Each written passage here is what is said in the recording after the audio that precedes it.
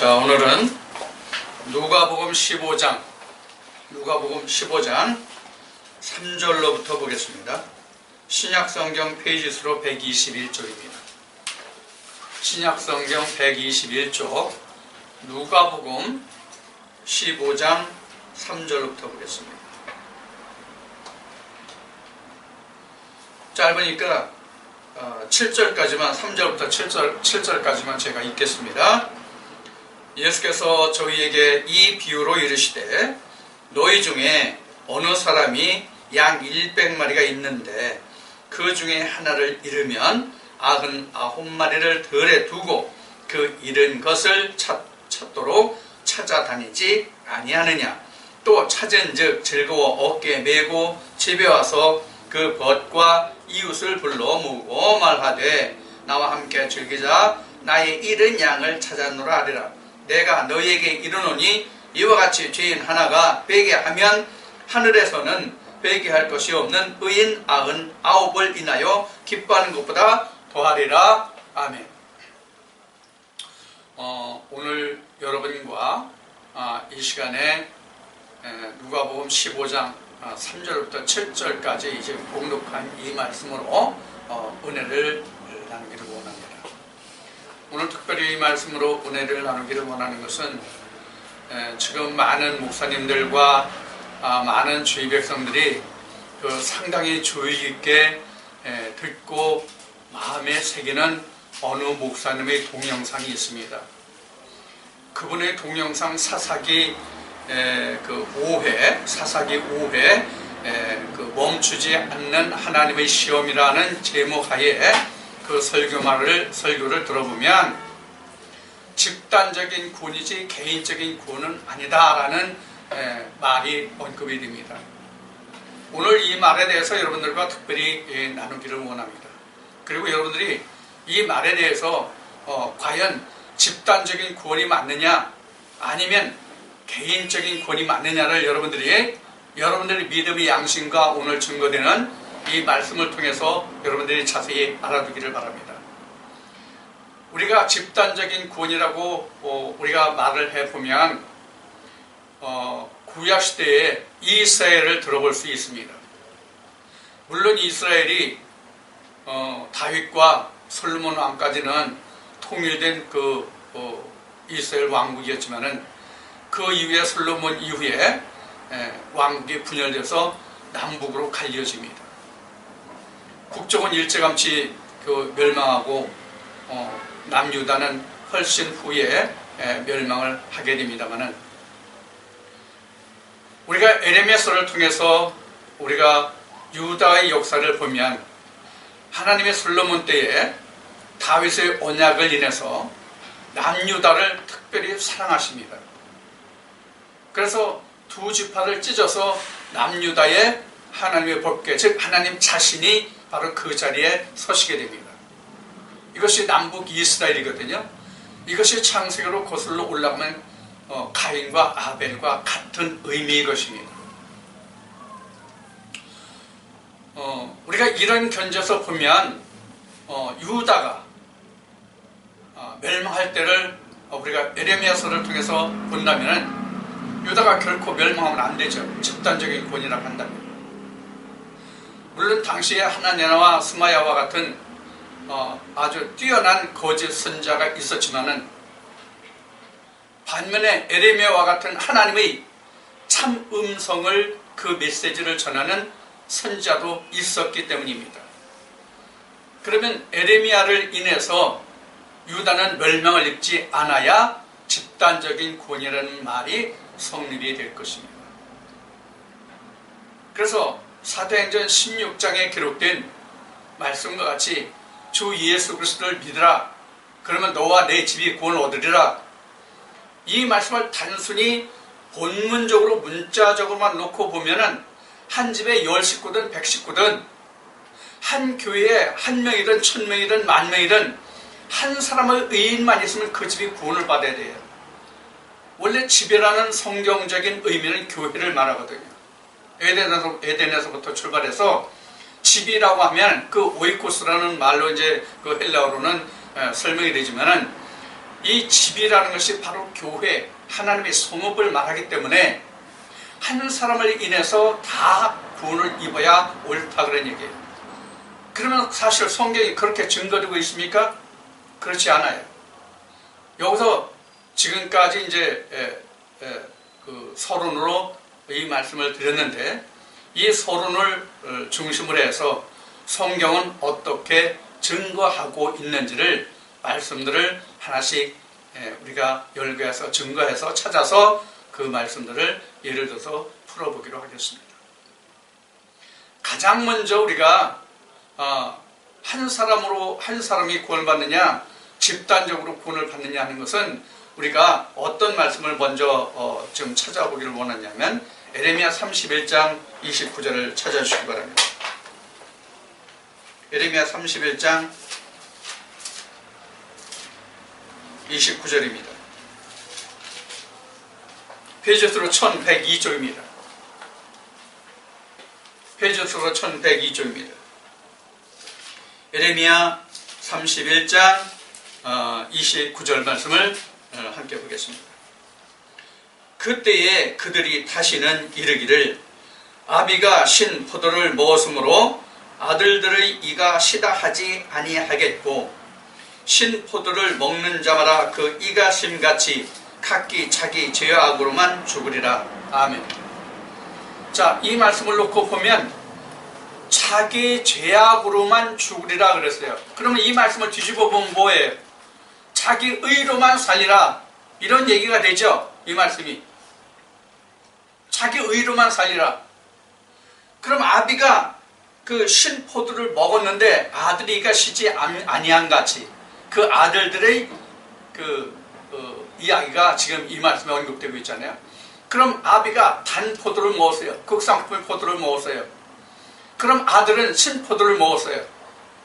그럼 아들들이 신포도를 먹었음에도 아비가 단 포도를, 극상품의 포도를 먹었으므로 그 아들은 자기 죄로 인해서 죽지 않고 아비 의로 인해서 삽니까?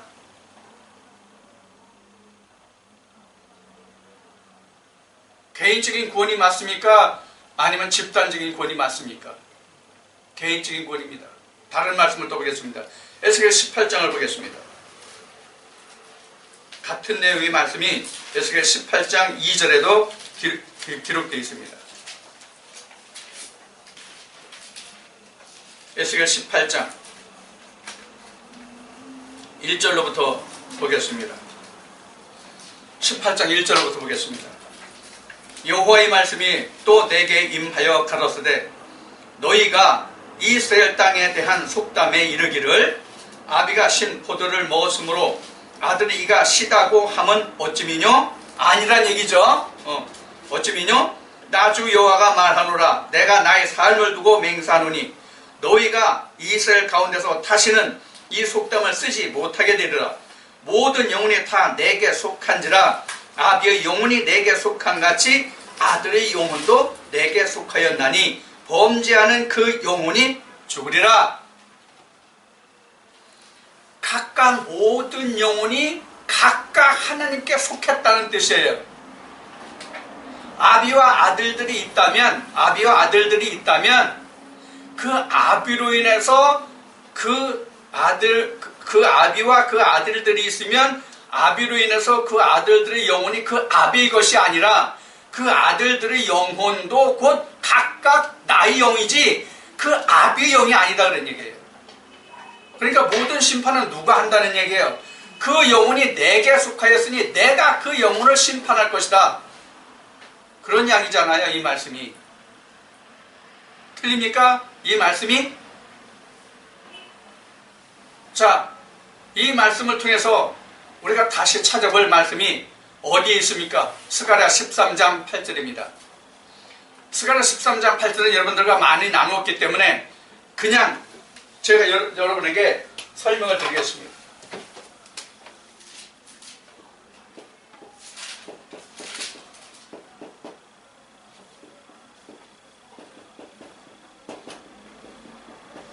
이런 얘기거든요.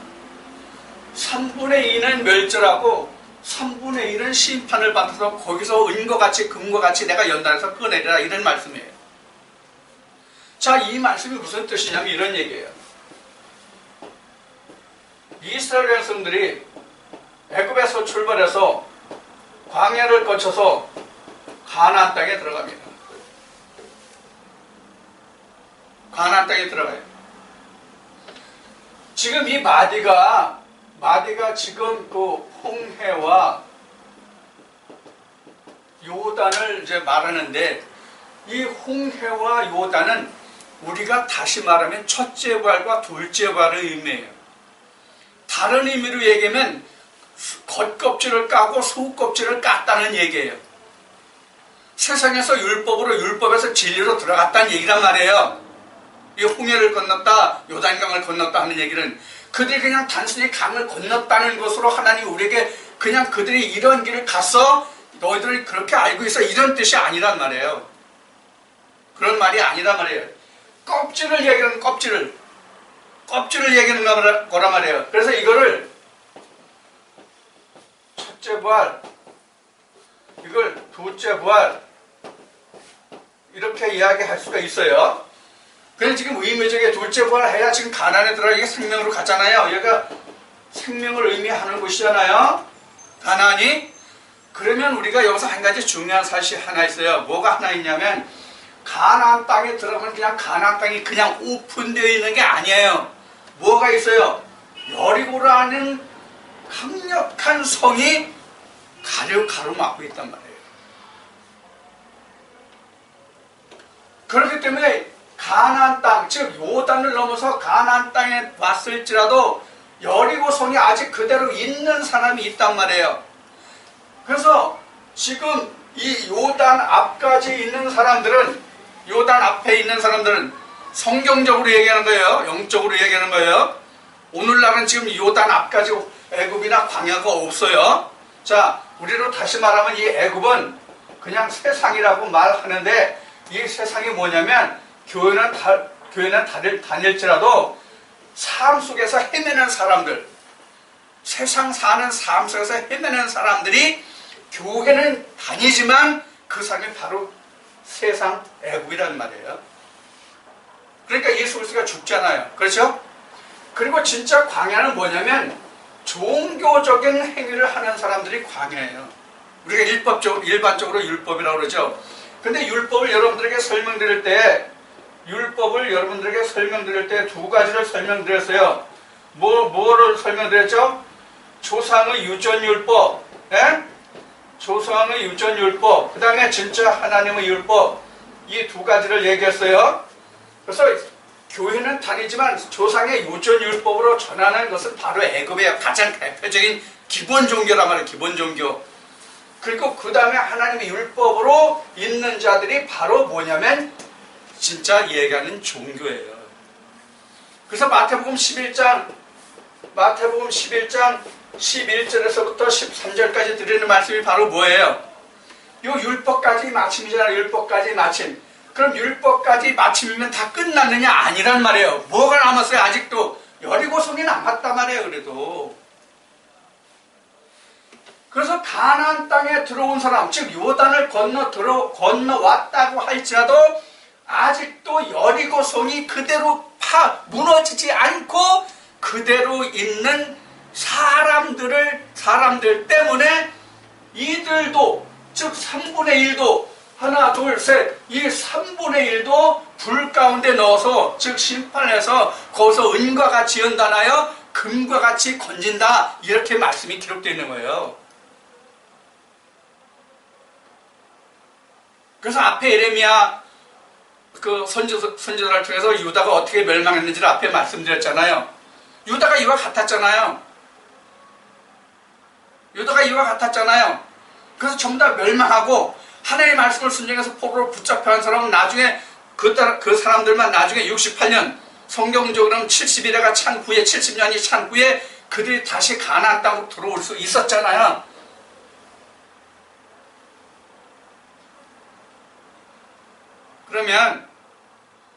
그러면 지금까지 말씀드린 바와 같이 에레미야를 인해서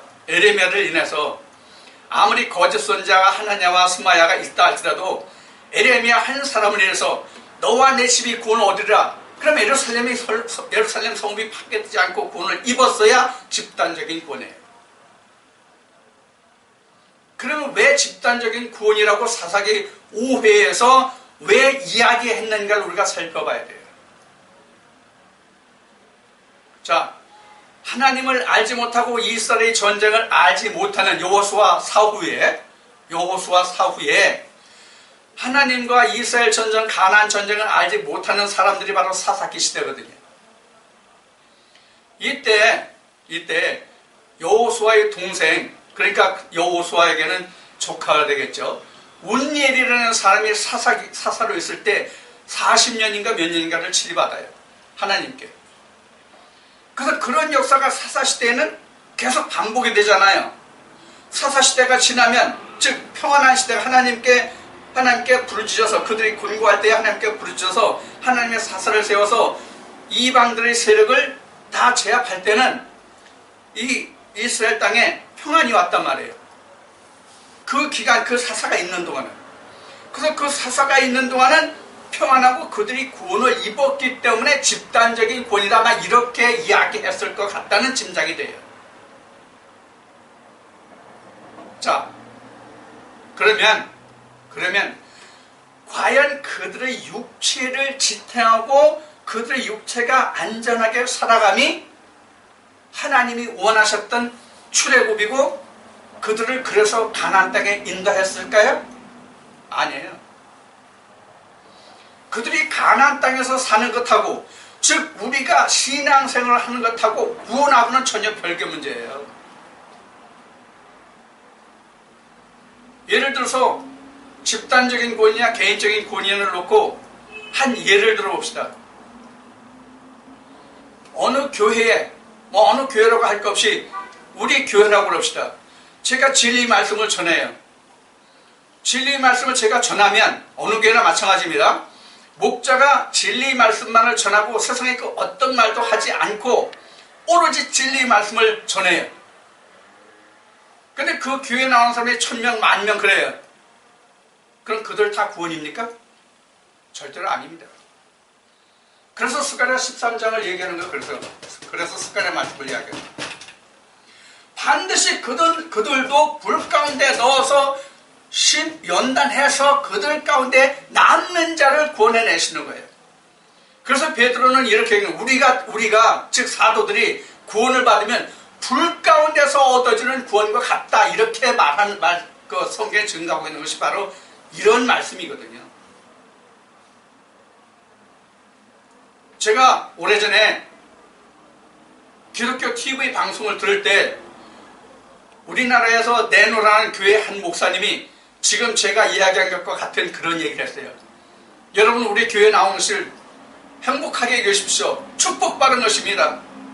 여러분들의 모두는 다 구원받은 인생입니다. 이렇게 이야기를 했어요. 아마 그 이야기를 들은 그 교회에 나오는 사람들은 굉장히 마음에 자긍심을 가지고 자부심을 가지고 굉장한 마음의 위로를 받았겠지요. 그러나 실제로는 그렇지 않아요. 진리 말씀을 전한 그도 끝까지 둘째 사망까지 이겨야 구원에 들어갈 수 있는 거예요. 그래서 사도 바울이 고민하고 성경에 기록하고 증거한 바가 뭐예요? 자기를 증거한 바가, 내가 하나님의 이 복음을 증거하고 내가 그 사랑과 그 은혜에서 끊어질까 염려한다라고 사도 바울은 증거하고 있어요.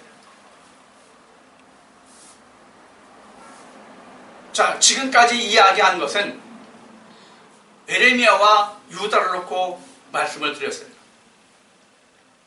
2000년 전으로 돌아가서 2000년 전으로 거슬러 올라가서 예수님 시대를 봅시다.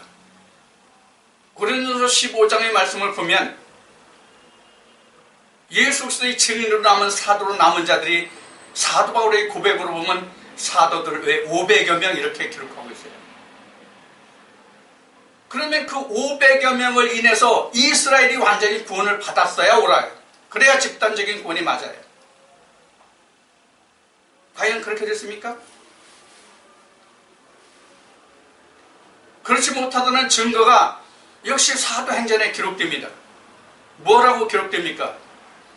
예수 그리스도가 하늘로 구름 타고 올라가는 것을 본 자가 500여 명뿐이 안 된다는 얘기란 말이에요. 그럼 누가 진짜 구원을 받은 자입니까? 예수님이 오병이어 7병이어 역사를 하실 때에 들은 사람이 5,000명입니다. 들은 사람이 5,000명. 몇 그릇을 건졌습니까? 몇 바구니를 건졌습니까? 그럼 그들 다 구원을 입었어야 맞아요. 그래야 집단적인 구원이에요.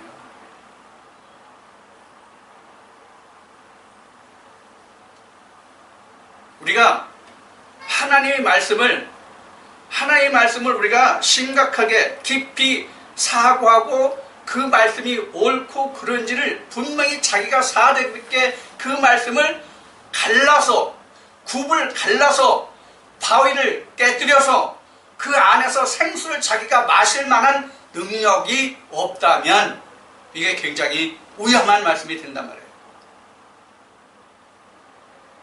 내가 그 말씀들을 증거된 말씀들을 어떤 사람의 그 권유를 해가지고 여러 말씀들을 들어봤어요.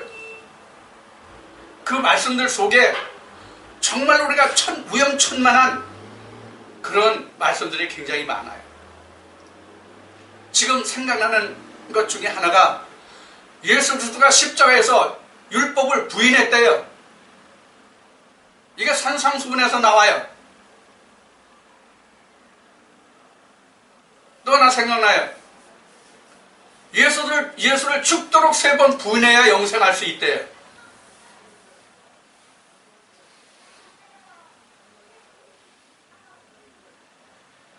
오늘날 이 말씀으로 굉장히 현혹되는 사람들이 많아요. 이분의 말씀에. 잘 분별해야 됩니다. 정말로 깊이 분별해야 됩니다. 어느 분이 이런 말을 했어요. 페북에. 성경은 분명히 한 권이다. 성경은 분명히 한 권이다.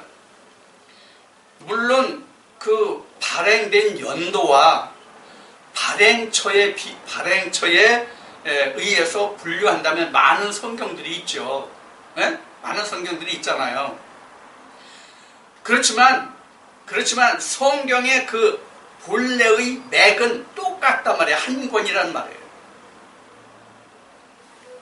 그런데 그 한 권의 성경을 똑같은 눈으로 똑같은 글씨를 보는데도 불구하고 똑같은 말씀, 똑같은 구절을 보는데도 불구하고 같은 말씀인데도 풀이하는 자들은 다 제각각이란 말이에요. 그럼 뭐가 정답이에요? 어느 게 정답이냐고요? 어느 게. 그래서 여러분들에게 누누이 말씀드린 것이 하나 있어요. 60년대 초반에 빼앗긴 들에도 봄이 오는가라는 글을 여러분들에게 여러 번 얘기했을 거예요. 인수분해를 얘기했을 거예요. 인수분해 공식이 보는 사람마다 다릅니까? 수학의 문제가 한국에서 푸는 방법과 미국에서 푸는 방법과 소련에서 푸는 방법이 다릅니까? 언어는 틀려도 수학은 전 세계가 다 공통입니다. 전 세계가 다 공통이라고요. 성경은 더 그러합니다. 성경은 더 공통적이라고요. 누구에게나 똑같은 말씀이라고요. 자, 개인적이냐 집단적인 구원이냐 하는 가장 근본적인 말씀은 여러분들이 그동안 저와 함께 나눈 말씀 중에 어떤 말씀 중에 가장 깊이 그 말씀이 들어있습니까? 어떤 말씀이에요? 창세기 1장 1절입니다. 창세기 1장 1절을 다시 한번 살펴보겠습니다.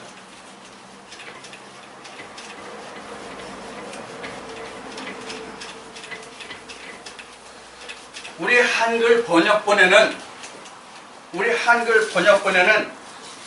창세기 1장 1절이 천지를 하나님이 태초에 하나님이 천지를 창조하셨다라고 되어 있어요. 그러나 이거를 히브리어로 보면 그냥 기본적으로는 레시트, 바라시트라고 하는 사람들도 많지만 레시트, 바라, 엘로힘, 에트, 샤마임, 에트, 에레치예요. 좀 간격을 떼씁시다. 여기다가 에트, 에레치. 이 레시트라는 말이 로시라는 말하고 같은 어원입니다. 로시라는 말하고 같은 말. 이 로시라는 말이 뭐냐면 머리예요. 우두머리예요. 이 바라는 바나하고 같아요. 바나가 원래 만들다 창조돼요. 바라는 생육접에 택하다, 양육하다 그런 뜻입니다. 원래 바나가 원래 창조하다 만들다 그런 뜻이에요. 바나. 엘로힘은 이 단어 어원이 이렇습니다. 엘에서 엘로하흐 그 다음에 엘로힘입니다. 이런 순이에요. 그러니까 이 엘로힘이라는 것은 단수가 아니고 복수다 그런 얘기예요. 이 샤마임도 바로 복수입니다. 이 땅이라는 말만 단수입니다. 땅이라는 말만 단수예요. 자, 그럼 창세기 1장 2절에 땅에 대한 설명이 어떻게 되어 있습니까? 혼돈, 공허, 흑암입니다. 혼돈, 공허, 흑암. 그 혼돈, 공허, 흑암 속에 있어서 혼돈, 공허, 흑암 속에 있어서 하나님의 신이 그 안에 들어가지 못하고 하나님의 신은 수면에 운행했더라 그래야 됐습니다. 수면에. 그러면 이 땅이라는 자체가 하나인데 이 하나가 물에 잠겨있다 이런 뜻이거든요. 물에 잠겨있다 땅이. 그래서 하나님이 빛이 첫째 날 있고, 이거 주겠습니다. 빛이 첫날에 있고 둘째 날에 이 물을 이렇게 나눕니다. 우리 말에는 이렇게 되어 있습니다. 위에 물, 그 다음에 궁창, 여기는 아래 물 이렇게 되어 있습니다. 그런데 KJV에는 이 궁창을 뭐라고 되어 있냐면 이렇게 포머먼트 하늘로 되어 있습니다. 그럼 위에 물은 뭐라고 되어 있느냐? 이 포머먼트 앞에 이게 있습니다. 어바브는 위의 하늘이라는 얘기예요. 위의 하늘. 그러니까 위의 물이 위의 하늘이에요. 위의 하늘이란 말이 위의 하늘. 그 다음에 이 아래 물을 빌로라고 하지 않고 언더 포머먼트라고 되어 있어요. 언더. 밑에라는 얘기예요. 궁창 포머먼트 밑에 있는 포머먼트. 이렇게 되어 있어요. 그러니까 궁창이 기준으로 해가지고 위에 하늘이 있고 아래 하늘이 있다 그런 얘기예요. 실제 물이 아니에요. 실제 물이 아니라고요. 이것이 셋째 날에 가면 여기가 땅이 됩니다. 이게 땅이 돼요. 이 전체가 창세기 1장 2절에서는 혼돈, 공허, 흑암 속에서 하나님의 신이 이 밖에 있었다는 얘기예요. 하나님의 신이 수면 위에 운행하셨다는 얘기는 이 땅 밖에 있었다는 얘기예요. 땅이 이렇게 됐다는 얘기거든요. 땅이. 하나를 놓고 말씀하시는 거란 말이에요. 하나를. 그래서 땅이 하나예요. 이 이야기를 다시 얘기하면 자연계에서 태양계에서 생명이 있는 것은 지구 하나뿐이라는 얘기예요. 우리가 이제 인공위성이 발달해가지고 인공위성이 지금 그 궤도 밖으로 쏘아져 올라간 지가 꽤 오래됐잖아요. 인공위성을 타고 밖에 나가서 태양계를 바라봤을 때 지구가 어떤 색으로 보였다고 그동안 여러분들은 그 매스컴을 통해서 들었습니까? 지구가 어떤 색입니까? 행성 중에서 유일하게 녹색으로 보이는 것은 지구뿐입니다. 녹색으로 보인다는 의미가 뭐죠? 녹색으로 보인다는 의미는 뭐냐면 물이 있다는 의미예요. 물이 성경은 뭐예요? 생명의 근원이잖아요. 그래서 하나님이 물이라고 하신 거예요. 물이라고. 그래서 하나님이 물이라고 하신 거예요. 예레미야 2장 13절, 요한복음 4장에서 내가 생수라고 하신 말씀이 바로 그거란 말이에요. 위의 물, 어바브 포머먼트의 그림자로 언더 포머먼트라는 아랫물을 주셨단 말이에요. 곧 사람에게 이 하나님의 율법을 주셨다는 의미라고 여러분들에게 여러 번 이야기했어요. 그래서 지금까지 드린 말씀을 다시 정리하면 언더 포머먼트가 어바브 포머먼트 되는 사람만 구원의 백성이다 그런 얘기예요.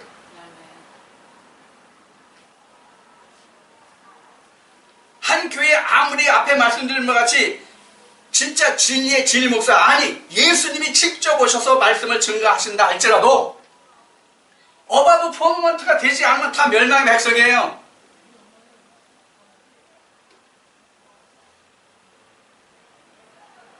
요한복음 3장 18절 봅시다.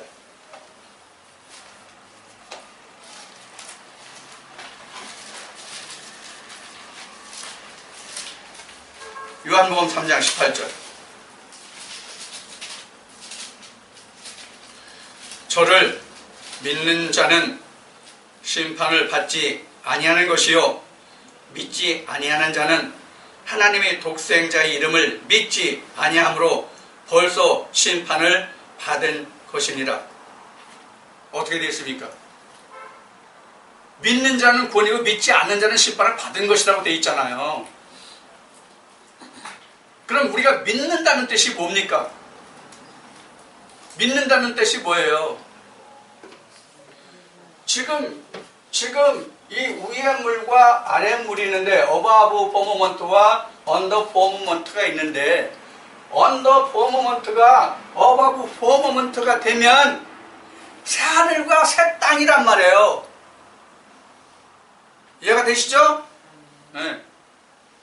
언더 포머먼트가 어바브 포머먼트가 되면 이것이 새 하늘과 새 땅이요 거듭난 것이요 심판이 아니라 구원을 받은 것이요 이런 것이란 말이에요. 그 사람만 구원이란 말이에요. 세상에는 운이라는 말을 많이 씁니다. 참 행운이야. 그 사람 운 좋았어. 이런 말을 합니다. 하나님 안에서는 운이라는 게 없습니다. 절대로 하나님 안에서는 운이라는 게 없습니다. 하나님 안에서는 운이라는 게 없다는 말씀을 지금 오늘 이 시간에 증거한 말씀 중에 어떤 말씀이 그에 해당됩니까? 에레미야와 에스겔 말씀을 인용한 말씀이 바로 그 말씀이에요. 하나님의 나라에는 결코 행운이나 운으로 인해서 갈 수 있는 것이 아니란 말이에요. 누구든지 예수 그리스도라는 관문을 통해야 돼요. 예수님이 말씀하신 것 같이 내가 아버지 나라의 하늘나라의 문이라고 그랬잖아요. 그 문을 통과하는 자란 말이에요. 그 문이 바로 이 궁창이에요. 이 궁창이 열려야 어바브 포먼트가 되잖아요. 궁창이 열려야. 그래서 예수님도 이 하늘이 열렸잖아요. 하늘이 열리니까 뭐가 왔어요? 성령이 비둘기 같이 왔잖아요. 위에 물이 왔다는 거, 위에 하늘이 왔다는 얘기거든. 위에 물이 이와 같이 우리가 다 변화되어야 산다고요. 우리가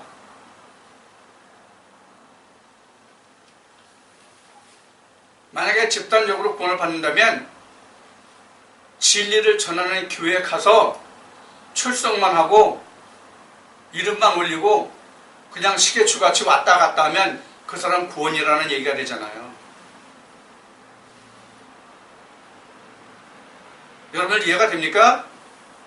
제가 드리는 말씀이 이해가 되냐고요.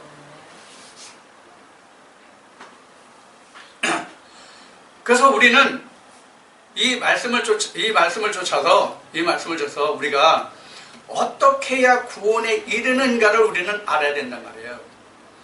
지금 지난주에 여러분들에게 말씀을 드렸듯이 출애굽이 노아의 방주를 통해서 말씀드린 적이 있잖아요. 이게 노아의 방주예요.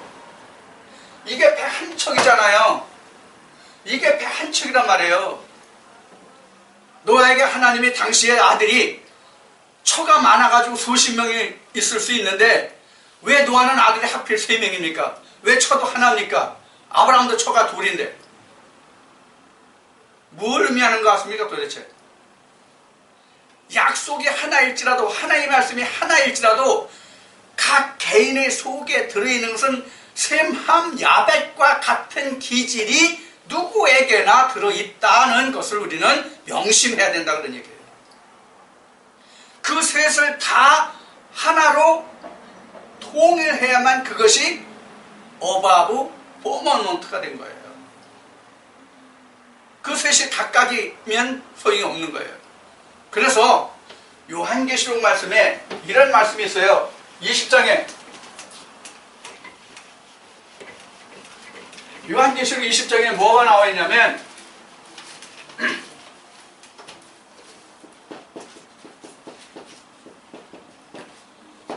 무적행 속에 무적행에 용, 마귀, 사단을 1000년 동안 가뒀잖아요.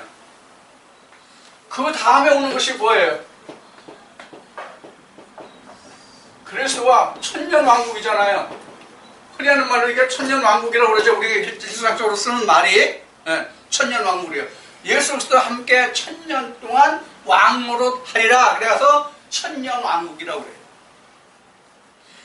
그러면 우리가 이 말의 뜻에서 보는 바와 같이 무적행이에요. 무적행. 물론 성경은 이 무적행을 영어로 표현하기를 뭐라고 표현하냐면 bottomless, pit라고 되어 있어요.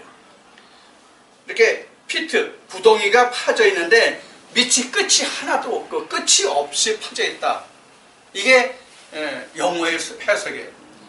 그러나 우리가 갱이라는 것은 여러분들이 쉽게 이해할 수 있도록 설명을 드리면 광산 있잖아요. 광산에서 만약에 어떤 이런 산이 있다고 그럽시다. 여기에 금광이 있어요. 아니면 석탄이 있어요. 뭐 은, 동, 뭐 이런 게 있어요. 그래서 이게 채굴을 해야 되잖아요. 그럼 땅을 파고 들어가잖아요. 그럼 이렇게 파요. 그리고 이 철로를 놔요. 철로를. 요거 판 거 요거를 갱이라고 그래요. 요걸 갱이라고 그래요. 갱. 요걸 갱이라고 한다고요. 갱. 그런데 이게 없는 갱이라고 그러는 얘기예요. 이게 없어.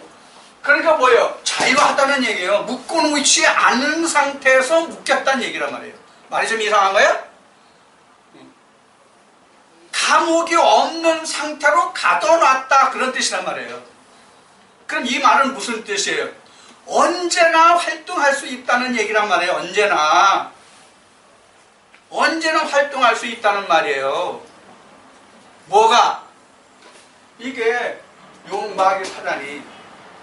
우리는 용, 마귀, 사단, 옛뱀이여 마귀여 사단이라고 하면 뭐 우리 전설 따라 삼천리에 나오는 뭐 시커먼 있고 무한한 저승사자나 이런 것으로 우리가 알고 있는데 아내가 말해 옛뱀이여 마귀여 사단이라는 것은 창세기에 있었던 그 뱀이 바로 옛뱀이여 용이여 마귀여 사단이에요. 우리가 세상 말에 뱀이 오래되면 뭐라고 그러죠? 이무기라고 그러죠. 이무기를 용이라고 하는 거예요. 이무기를 우리 전설 따라 삼천리 보면 뭐 구미호라는 말도 있고 그렇죠? 제가 아는 그 컴퓨터를 가르쳐준 그 선생이 그 메일을 보내준 내용을 보면은 그 옛날 시골에서 어렵게 사는 한 사람이 새끼를 꽈대요. 새끼를 꽈가지고 가만을 치고 이래서 살아갔대요. 근데 하루는 생쥐가 왔다 갔다 하더랍니다. 그래서 새끼를 꼬면서 혼자 가난한 집에서 살면서 이게 심심해가지고 이제 부부 같이 사는데 심심해가지고 사는데 이 쥐가 저녁 늦게 이거 왔다 갔다 하니까 그거 재미로 이게 먹을 것을 이렇게 줬대요. 그렇게 세월이 한참 흘렀는데 이 주인이 언젠가는 집을 비우게 됐대요. 집을 비웠다가 다시 들어와 보니까 똑같은 사람이 그 집에 있다는 거예요. 그래서 그 주인이 돌아와서 네가 누구냐고 그러니까는 오히려 그놈이 적반하장격으로 너 누구냐 여기 내 집에 왜 왔어 이런 식이더래요. 그 나중에 이제 그 마누라도 몰라보고 그래서 결국은 쫓겨났대요. 그러다가 전전하다가 어느 절에 갔다네요. 어느 절에 가니까 그 중이 그 사람 그 이야기를 자초지종으로 다 듣더니 선물로 뭐를 줬게요? 고양이 한 마리를 주더래요. 고양이 한 마리를 줘서 그걸 가지고 와서 그 사람 앞에 풀어주니까 그 사람이 쥐로 변하더래요. 이 이야기를 지금 여러분들에게 왜 드립니까?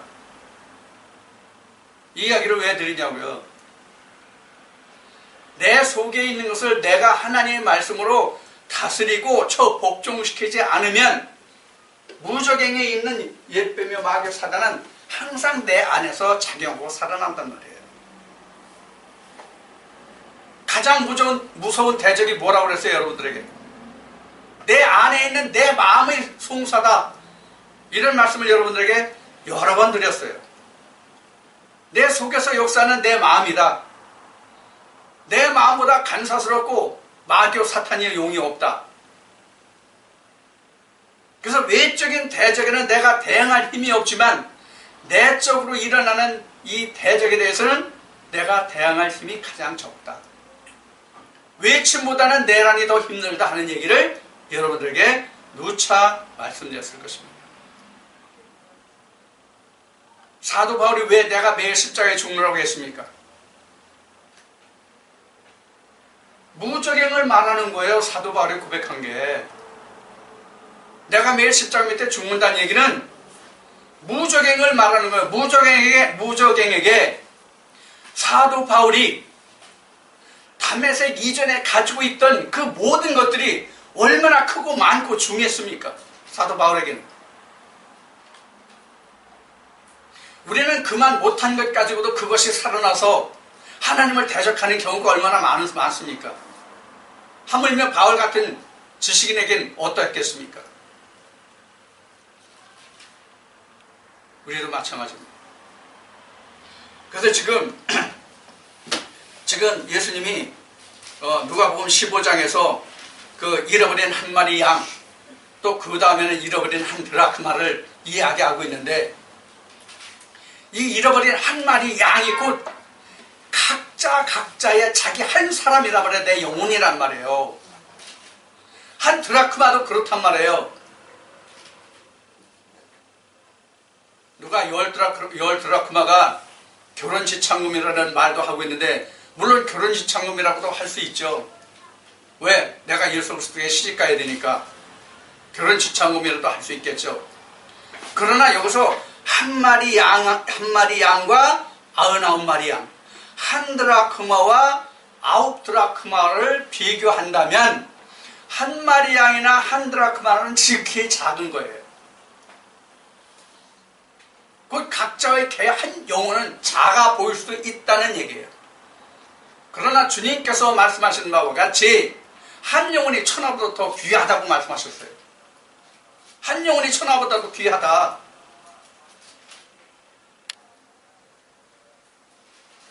여러분, 다시 반복해서 말씀드리거니와 집단적인 구는 없습니다. 절대로 없습니다. 성경에 여지껏 없으면 앞으로도 없습니다. 성경에 기록이 없으면 참이 아닙니다.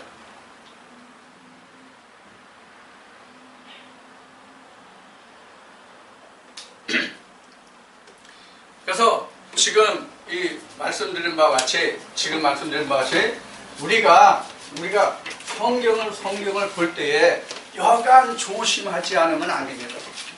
다 같은 말씀인 것 같지만 그렇지가 않단 말이에요. 지식적으로 많은 원어를 설명해야 하나님을 알 수 있는 게 아니에요. 근자의 회복을 보면 성경 무소설에 대해서 반대 의견을 내는 사람들이 상당히 많아요. 물론 성경을 번역상으로 보면 오류가 없는 것은 아닙니다.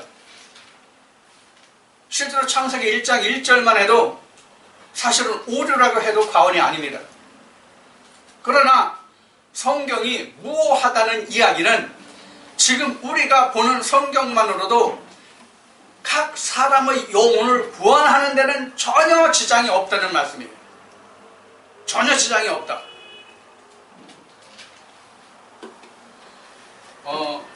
여러분들 중에 신학을 한 사람이 한 사람뿐이 없지만은 목사님이 한 분 계시기 때문에 그분만 이제 신학을 했지만은 이 신학에서 보면은 신학에서는 성경 무엇을 얘기해요. 근데 이 성경은 원문이 사실 없어요. 성경은 원문이 없어요. 히브리어 헬라어도 사실은 원문이 아니라고 봐야 돼요. 다 번역본이에요. 즉 사본이란 말이에요. 사본이라는 것은 옮겨 썼거나 번역을 했거나 그렇다는 얘기예요. 그러면 번역이나 그 사본을 할 때 철자나 점 하나 틀리면 다른 뜻이 전혀 될 수도 있어요. 그렇죠? 네. 그리고 특히 이 번역을 할 때는 언어권이 달라서 그 뜻이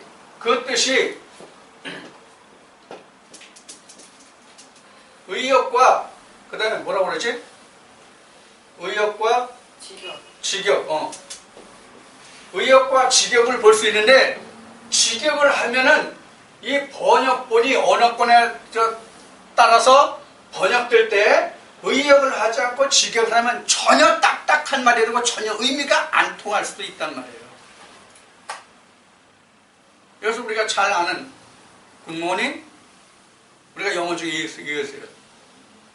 이거 좋은 아침이잖아요.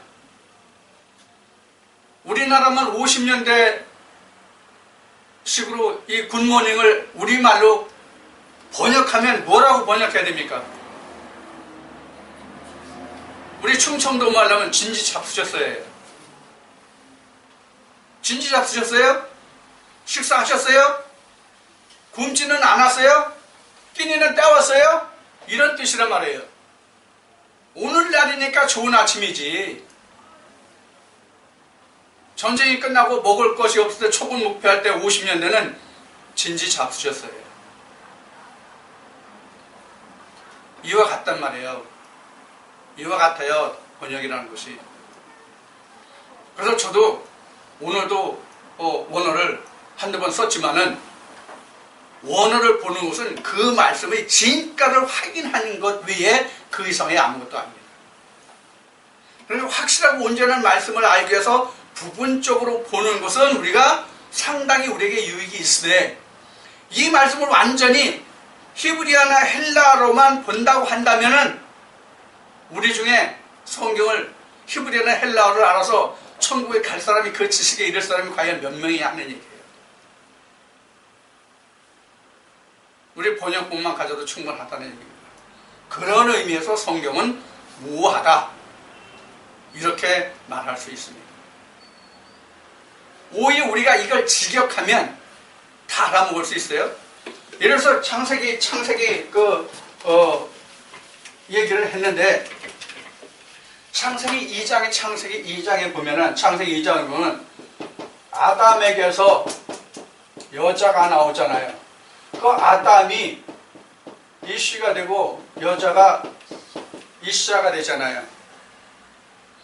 이렇게 전부 이씨아로 하면은 남자 여자를 할 때 전부 이씨아로 썼다면은 우리가 지금 어떻게 하겠어요? 어떻게 하겠냐고요. 그냥 이것을 남자 여자로 쓴 것과 이 시시아로 하면은 그 의미를 우리가 별도로 찾아봐야 될 거 아니에요. 물론 남자 여자라고 해도 그 의미를 우리가 찾아봐야 알겠지만, 그래서 여러분들에게 목회자는 이 뜻이 어디에서 나와서 남자 여자가 됐다, 그 뜻이 뭡니다라고 설명하는 데 필요하지만, 성도들에게 있어서는 거기까지 알면 더욱 좋지만, 그렇게 알기에는 역부족인 태부적인 사람들이 너무나도 많다 하는 거예요. 아무리 학력 수준이 좋아도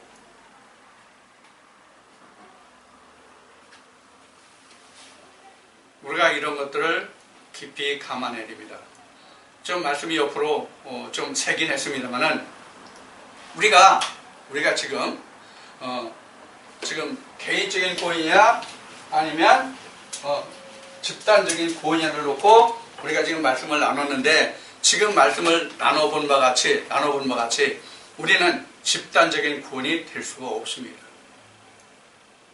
그것이 바로 누가복음 15장 3절로부터 잃어버린 한 마리 양, 그 다음에 한 드라크마, 그 다음에 에레미야, 그 다음에 에스겔 말씀을 통해서 알아봤고, 창세기 1장 1절에서 이 말씀을 우리가 알아보았습니다. 반드시 자기 죄로만 죽으리라 하였으니 반드시 또한 자기 의로만 구원을 받으리라. 이것을 우리가 잊어버리면 안 됩니다. 여러분들에게 오늘 이 말씀을 특별히 함께 나누고 이 말씀을 여러분들이 신비에 새겨두기를 원하는 것은, 집단주의에 빠져서 나는 적당히 신앙생활하면 같이 묻어서 천국에 갈 수 있겠지 하는 그런 생각을 가질 수 있기 때문에 특별히 드리는 말씀이에요. 절대로 그래서 하나님 안에는, 성경 안에는 행운이라든가 운이 없다. 행운이나 운이 절대 없다. 다른 말씀에 이런 말씀이 있나요? 행한 대로 갚아주리라는 말씀이 있나요? 네, 행한 대로 무엇으로 심든지, 그렇죠? 그런 말씀이 있잖아요.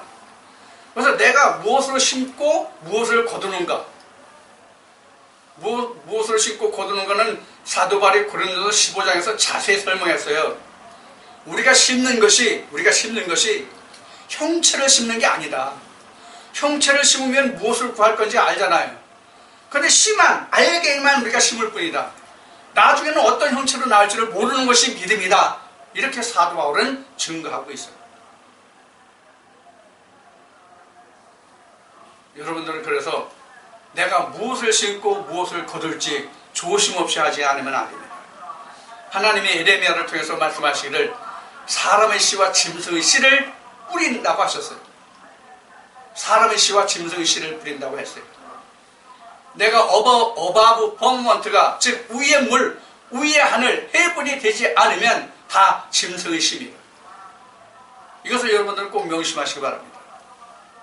그러니까 구원은 그 아비로 인해서, 아니면 내 집 누구로 인해서 나도 구원해.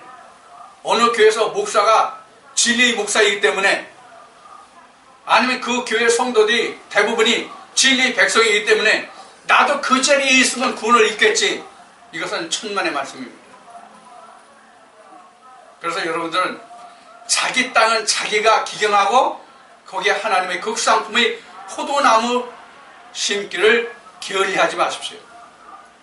저 사람이 극상품의 포도나무를 심었으니까 나도 그냥 극상품의 포도나무가 되겠지, 그런 생각하지 마십시오. 심판을 누구든지 다 하나님의 심판을 받지 않는 사람은 단 한 명도 없다는 것을 꼭 명심해 두십시오. 지금 앞에 그림에서 3분의 1, 스가랴 13장 8절에서 3분의 2는 멸절해서 3분의 1마저도 하나님이 불 가운데 넣어서 은과 같이 연단하여 금같이 고나리라는 말씀을 드렸잖아요. 내가 하나님의 진리 안에 있다는 의미거든요. 가나안은. 가난에 있는, 내가 진리 안에 있다는 사람도 이와같이 심판을 받아야 하겠거늘 어떻게 그 안에 있다고 해서 내가 그 심판을 면할 수 있냐고요. 여러분들 이 말씀을 꼭 명심해 두시길 바랍니다. 명심해 두시길 바랍니다. 집단적 구원이라 할지라도 불 가운데 넣어서 타고 없어지면 내가 구원을 받지 못합니다. 그러니까 내가 어떤 사람이 되어야 하는가를 성경의 바울 서신에 기록한 대로 내가 과연 어떤 사람인가를 반드시 항상 살펴보는 믿음을 가져야 합니다. 다시 강조하거니와 집단적인 구원은 없습니다. 자기 의로만 구원을 받습니다. 자기 지약으로만 죽는 것과 같이 자기 의로만 구원을 받습니다. 그래서 구원은 각자 개인의 구원입니다. 오늘 이 말씀을 통해서 여러분들이 어떤 믿음을 내가 가지고 살아야 내가 구원을 얻을 수 있을지를 확실히 마음의 신비에 새겨두는 그러한 말씀이 되기를 축원드립니다.